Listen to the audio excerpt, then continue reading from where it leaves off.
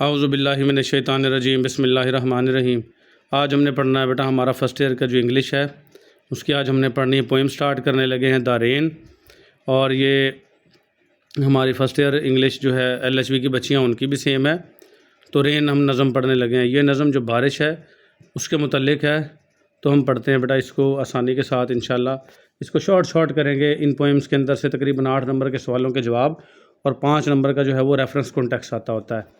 तो हम इसको आगाज़ करते हैं बेटा।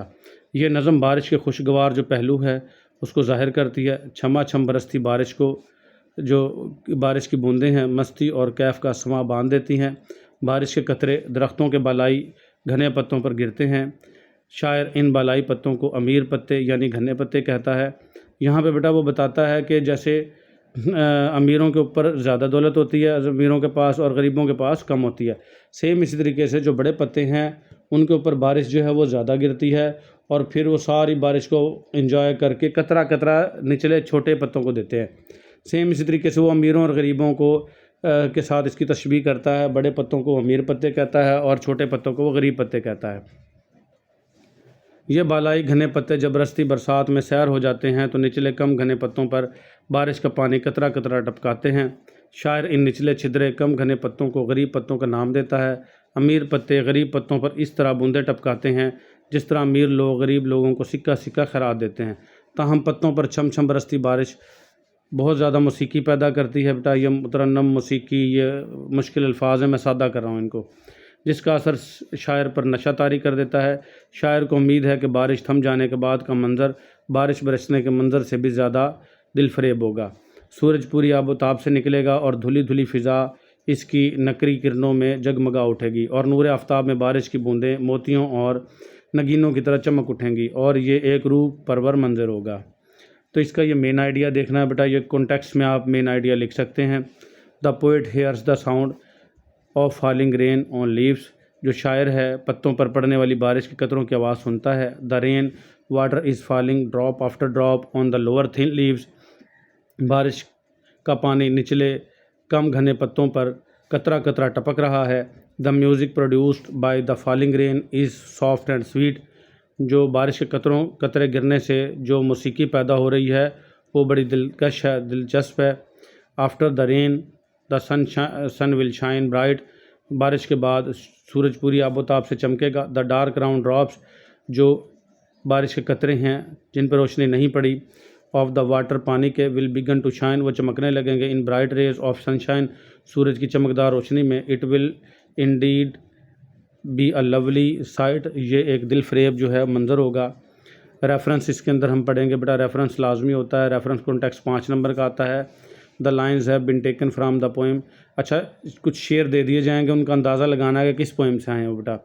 तो ये लिख देना है the lines have been taken from the poem. ये सब में ही आएगा ये लाइन, वहाँ पे उसका पोएम का नेम लिखना है। द रेन और बाई का लफ्ज़ भी सब में आएगा और ये कॉमे इन्वर्टेड कॉमास भी सब ने लगाने और यहाँ पे उसका शायर का पोइट का नाम लिखना है, W.H. डेविस। तो ये लाइंस जो हैं पोएम द रेन से ली गई हैं और ये लिखी है W.H. डेविस ने। कॉन्टेक्स्ट इसका होगा the poem is about rain. Poem जो है वो बारिश के मुतल्लिक है। The falling rain on leaves produces a sweet music.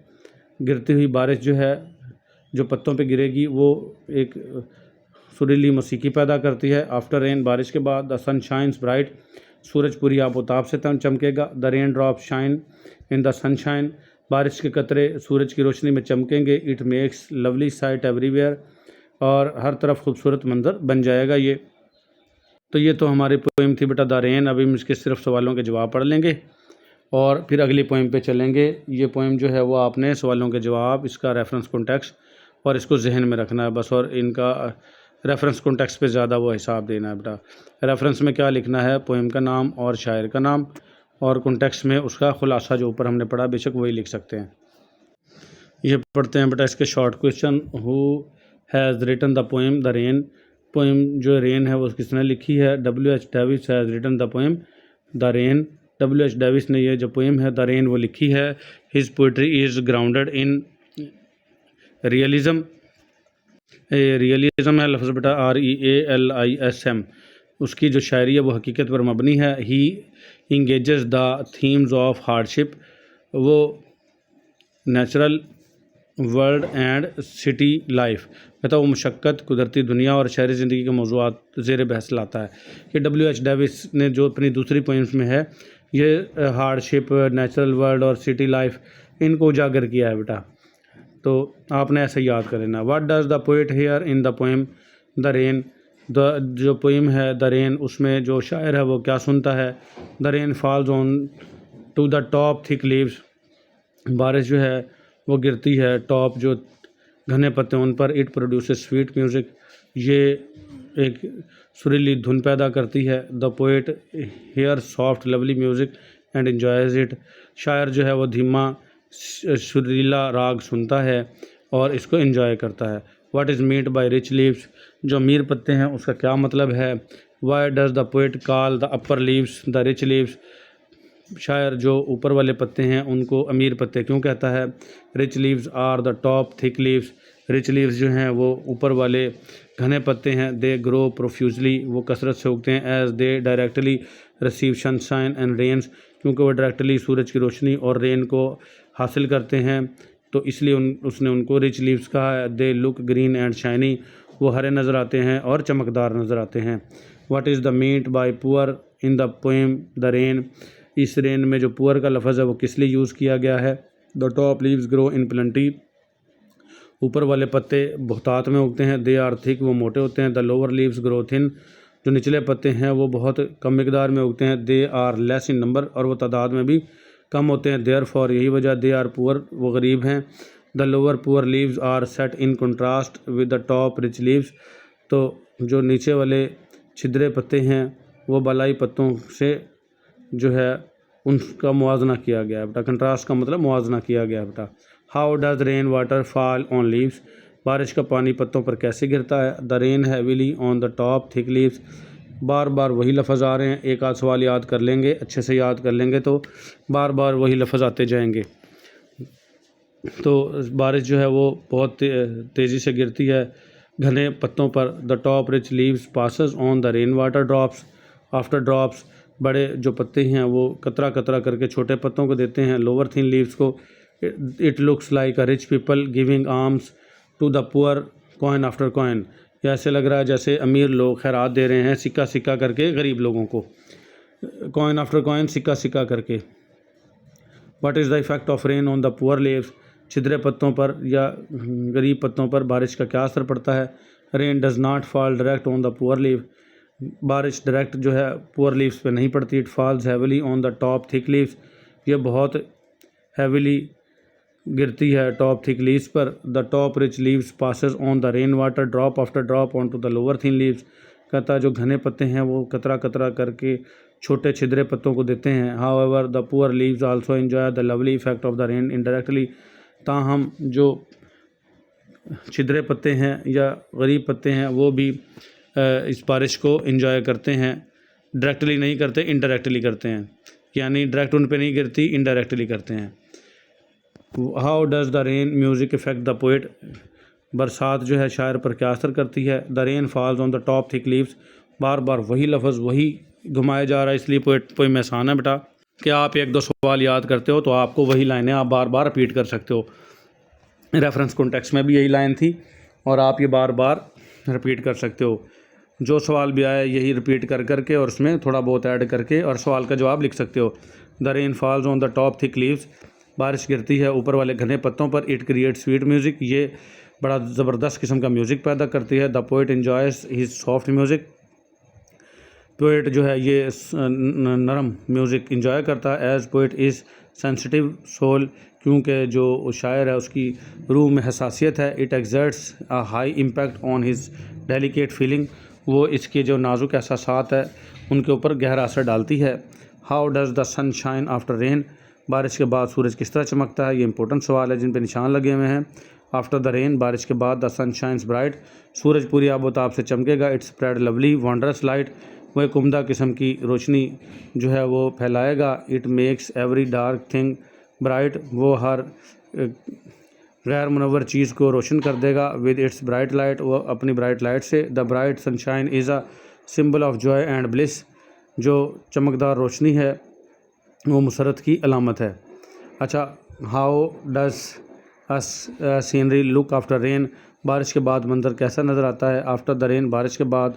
The atmosphere is wash, फ़िज़ा धुल जाती है। द सन कम्स आउट, सूरज बाहर निकल आता है। ऑफ द क्लाउड्स, बादलों से। एंड शाइन्स ब्राइट, और पूरी आबोताब से चमकता है। Every dark thing looks bright, हर जो गैर रोशन चीज़ है वो रोशन नज़र आती है। इन लवली सनशाइन, चमकदार सूरज में। The poet feels happy to see the lovely side, शायर जो है ये प्यारा मंजर देख के बहुत ज़्यादा खुश होता है। तो ये थे हमारे बेटा सवालों के जवाब। फिर हम अगली पोइम पढ़ते हैं। नाइट मेल, डाक गाड़ी। ये एक ट्रेन के बारे में सबक है बेटा, लेकिन ये नाइट मेल उसको कहते हैं जो कि डाक गाड़ी है तो ट्रेन, लेकिन ये डाक लेके आती है। हर अमीर गरीब सबके लिए डाक लेके आती है। तो इसका थीम है बेटा, पढ़ लेते हैं। ये डाक गाड़ी से मुतल्लिक एक सादा सी नज़म है। डाक गाड़ी तमाम तबके के लोगों के लिए डाक लाती है। ये चेक और पोस्टल आर्डर भी लेके आती है। पहले के वक्तों में बेटा चेक और पोस्टल आर्डर होते थे, आजकल तो जैज़ कैश ईजी पैसा से पैसे ट्रांसफ़र एक जगह से दूसरी जगह कर देते हैं, पहले पोस्टल आर्डर से किए जाते थे। ये अमीरों और गरीबों के लिए ख़त लाती है। ये पहाड़ की चढ़ाई पर बगैर रुके मुसलसल चढ़ती है और वक़्त पर मंजिल मकसूद पर पहुंच जाती है। ये पुकारते हुए मीलों का फासला तय कर जाती है। ये खेतों, सब्ज़ाज़ारों और वीरान जगहों में से गुज़रती है। ये शोर मचाते और धुआं छोड़ते गुजर जाती है। जब ये झाड़ियों के पास से गुजरती है तो झाड़ियों में बैठे हुए परिंदे चोंच मोड़कर इसे घूरते हैं। रेवड़ों के निगहबान कुत्ते इस पर भौंकते हैं क्योंकि वो जानते हैं कि वो इसका कुछ नहीं बिगाड़ सकते। जब ये फार्म हाउस के पास से गुजरती है तो वहाँ सोए हुए लोग इसके शोर से नहीं जागते क्योंकि वो इसके शोर के आदी हो चुके हैं। तो ये था बेटा इसका नाइट मेल का। अब इसका हम पढ़ते हैं इसका मेन आइडिया, जिसको हम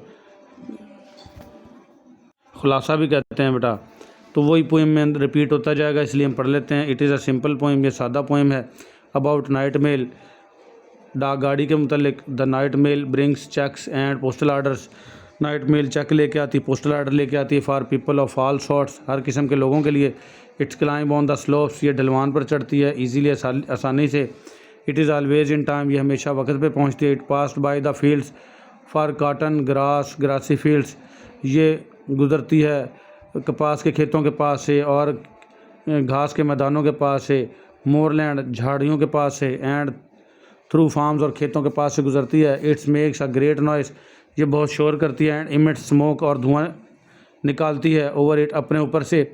dogs and birds are not disturbed by its noise, कुत्ते और परिंदे इसके शोर से डिस्टर्ब नहीं होते। समटाइम्स, कभी कभार। It covers many mile silently, बहुत सारे ये माइल जो है वो चुपके से भी कवर कर जाती है। इसका रेफरेंस है बेटा, these lines have been taken from the poem night mail, ये लाइनें जो हैं वो पोएम नाइट मेल से ली गई हैं बाय W.H. आर्डन, और लिखी किसने है? W.H. आर्डन ने। कॉन्टेक्स्ट क्या? The poem is about night mail, ये पोएम जो है नाइट मेल के बारे में। दैट ब्रिंग्स मेल, जो कि मेल लेके आती है। इट टेल्स अस, ये हमें बताती है how the night mail passes by the farms, कि किस तरीके से नाइट मेल जो है वो खेतों के पास से गुजरती है। ग्रीन फील्ड्स, हरे भरे खेतों के पास से गुजरती हैं। बुशेज़, और झाड़ियों के पास से गुजरती है। इट इमिट्स स्मोक, और वो धुआं छोड़ती हैं। मेक्स अ नॉइस, और शोर करती है। समटाइम्स, कभी कभार। इट ट्रैवल साइलेंटली, और ये चुपचाप सफ़र कर जाती है। तो ये था बेटा इसका रेफरेंस कॉन्टेक्स्ट। फिर हम इसके शॉर्ट क्वेश्चन पढ़ते हैं बेटा। What does night mail bring, डाक गाड़ी क्या लाती है? इट ब्रिंग्स मेल, ये डाक लाती है। इट ब्रिंग्स चेक्स, ये चेक लाती है। एंड पोस्टल आर्डर, और पोस्टल आर्डर आती है। इट ब्रिंग्स लेटर्स, ये ख़त लाती है। एंड पैकेजेस, और पार्सल लाती है। फॉर वेरियस पर्सनस, मुख्तलिफ़ किस्म के लोगों के लिए, यानी अमीरों के लिए भी और गरीबों के लिए भी। अच्छा, for whom does the night mail bring mail, डाक गाड़ी किन लोगों के लिए डाक लाती है? It brings mail for everyone, ये हर किसी के लिए डाक लाती है। It brings letters for the rich, ये अमीरों के लिए ख़त लाती है। एंड पुअर, और गरीबों के लिए। इट ब्रिंग्स लेटर्स, और ये ख़त लाती है। फॉर द शॉप, दुकानों के लिए। एट द कॉर्नर, जो कोने पे बनी हुई है। एंड फॉर द गर्ल, और उस लड़की के लिए। Living a few doors down the streets, जो कि चंद घर दूर रहने वाली लड़की है, उस लड़की के लिए भी खतूत लेके आती है एक डाक गाड़ी। What is the study climb, what is be talk, मुसलसल चढ़ाई क्या है, या बी टॉक क्या है? बी टॉक या study, be talk is a study climb, be talk का मुसलसल चढ़ाई। जैसे हम किसी चढ़ाई पर चढ़ रहे हों तो चढ़ाई मुश्किल होती है, तो ये बी टॉक एक मुसलसल चढ़ाई है। Summit is a high point of the west coast, हम ये कह सकते हैं कि ये वेस्ट कोस्ट मेन लाइन की पटरी का ऊंचा मकाम है, ठीक है, मेन लाइन रेलवे का। Its height is 1033 feet above the sea level, इसकी हाइट जो है सतह समंदर से 1033 फीट है। It is located in the Scotland, और ये स्कॉटलैंड पर मौजूद है। What happens to night mail, night mail के साथ क्या होता है? When the gradient is against it, जब चढ़ाई इसके मुखालिफ होती है, यानी कि इसको ऊंचाई पे चढ़ना पड़ता है, तो इसको क्या होता है? Gradient is a degree of slope specially a highway और रेलवे। कहते हैं ये जो है ग्रेडियंट जो चढ़ाई है, ये वो डिग्री है जो बहुत ज़्यादा हाईवे पे या रेलवे पे चढ़ान होती है, उसको चढ़ान को कहते हैं। Though the gradient is against the night mail, अगरचे जो चढ़ाई है वो नाइट मेल के मुखालफ होती है। It reaches it's destination in time, लेकिन फिर भी ये अपनी मंजिल पर अपने वक्त पर पहुंचती है, इसको ढलवान से या सीधी ज़मीन से कोई फ़र्क नहीं पड़ता। अच्छा, what does the night mail emit over the her shoulder, डाक गाड़ी जो है अपने शानों के ऊपर से क्या छोड़ती है? And what does it means, और इसका क्या मतलब है? बेटा हर लड़की के लिए आता है, लेकिन ये प्यार से जो शायर है ना, ये कुछ चीज़ों को तशबीह दे देते हैं, तो उन्होंने इस डाक गाड़ी को, रेल को लड़की से तशबीह दी हुई है, इसलिए उन्होंने हर का लफ्ज़ यहाँ यूज़ किया। It emit steam over it's shoulder, ये अपने शानों से, कंधों से भाप स्टीम खारिज करती है। इमिटिंग थिक स्मोक, ये गाढ़ा धुआं खारिज करती है। इंडिकेट्स दैट, ये हमें निशानदेही करता है। It employees terrible force while it pushes it's way upward, तो ये जो ज़बरदस्त क़ुव्वत इस्तेमाल में लाती है जब ये ख़ुद को ऊपर की तरफ धकेलती है। अच्छा, which word shows that the night mail has been personified, कौन सा लफ्ज़ ज़ाहिर करता है गाड़ी को जानदार के तौर पर लिया गया है? द वर्ड स्नॉट, स्नॉट कहते हैं खराटे मारना, खराटे लेना, जैसे लोग सोते हुए खराटे लेते हैं, तो ये लफ्ज़ जो है शोज़ दैट, ये शो करता है the night mail has been personified, कि ये ज़िंदा चीज़ है। Its snorts like a horse, ये घोड़े की तरह से खराटे लेती है। Its snorting refers to its whistling, इसकी जो स्नॉटिंग है इसकी विस्लिंग से, जो विसल मारती है ये उससे स्नॉटिंग कह रहे हैं यहाँ पे, ठीक है। फिर आ जाएगा how does the bird react to the night mail, और what is the impact of the night mail on the birds, परिंदे क्या रद्द-ए-अमल दिखाते हैं, या डाक गाड़ी का परिंदों पर क्या असर होता है? बेटा दो अगरचा the night mail passes noisily, वो बड़ा शोर करती गुजरती है। The birds do not get disturb, जो परिंदे हैं वो डिस्टर्ब नहीं होते। They just turn their beaks to seat, वो सिर्फ अपनी चोंच हल्की सी मोड़ते हैं इसको देखने के लिए, बाकी उनका कोई असर नहीं होता परिंदों पर। What is the reaction of sheep dogs on the arrival of the night mail, गाड़ी के पहुंचने पर जो भेड़ों के निगरान कुत्ते हैं, डॉग्स हैं, उनके ऊपर क्या असर होता है गाड़ी का? On the arrival of the night mail, जैसे डाक गाड़ी आती है, the sleep dogs show no reaction, sheep dogs जो हैं वो जो भेड़ों की निगरानी करने वाले कुत्ते हैं वो कोई रिएक्शन नहीं देते। They continue to take rest on their paws, वो अपने पंजों पर रेस्ट करते रहते हैं, कोई भी असर नहीं होता उनका। What happens when the night mail passes by the farm, जब नाइट मेल खेतों के पास से गुजरती है तो क्या असर होता है? When the night mail passes by the farm, जब नाइट मेल डाक गाड़ी खेतों के पास से गुजरती है। इट अवेक्स नो वन, ये किसी को नहीं जगाती। Only the jug in the bedroom begins to shake a bit, सिर्फ एक जग जो बेडरूम में रखा होता है वो हल्का फुल्का हिलना शुरू कर देता है इसकी थरथराहट से, बस। तो ये बेटा सवालों के जवाब तो बस इतना ही पढ़ेंगे। मेन आइडिया वो, इस मेन आइडिया में आप वो रेफरेंस कॉन्टेक्स्ट वाला लिख सकते हैं, या जो मेन आइडिया मैंने पढ़ा दिया वो लिख सकते हैं।